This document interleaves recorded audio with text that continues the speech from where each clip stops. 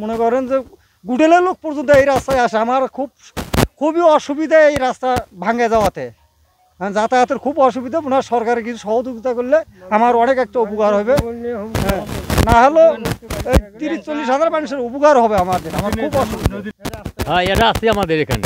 এই রাস্তাটা খুব কঠিন ব্যবহার, খুবই অসুবিধা। এই পাশে কতগুলো মানে গ্রাম? বহুত গ্রাম, বহু গ্রাম। এরা ইউনিয়নই বর্তমান ধরেন 7 নম্বর ইউনিয়ন না। অত খেয়ে নেই, কি কখন হয়েছে অত খেয়ে নেই তো। 1-1.5 বছর হয়েছে গাড়ি এটা তাও যে ইউনিয়ন পরিষদে কিছু করছিল, করার পরে এখন তো আর ইউনিয়ন পরিষদে কোনো নেই। এখন এই ভ্যান আলার এইটা আবার আমরা পরিকল্পনা নিয়েছি, আমাদের ভাঙিয়ে ফেলেছে। 2-1 দিনের মধ্যে হয়তো ওটা আবার ঠিক করবো। তাছাড়া তো আমার চলা লাগবে, এখানে তো আর কেউ নাই। বান্ডেল থাকলে প্রতি সেনমানিতে টাকা বাঁচবে। বিকাশ সেনমানি বান্ডেল কিনে জিতুন প্রতি লেনদেনে।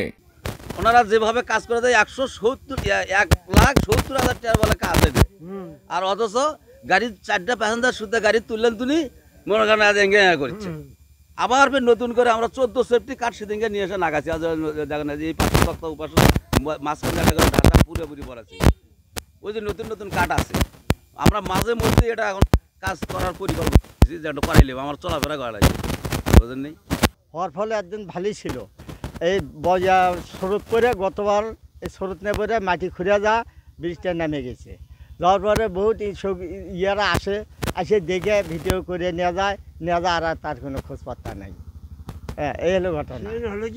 হ্যাঁ, চলাচল হয়, এটা খাওয়া দিল। এই খাওয়া দেওয়ার পর শেষ করে সলমলায় চেয়ারম্যানে কত টাকা নেয় নিয়ে এটা বাঁশের একটা পুল দিল। এই বাঁশের পুল দিয়ে লোক পার হলো, হয় সেই বাঁশের পুল ভেঙে গেলে গাড়ি ঘোড়া চলে না। পরভির কিছু টাকা নিয়ে এসে যে কাঠ নিয়ে দিয়ে এইভাবে করে গাড়ি ঘোড়া যাচ্ছে।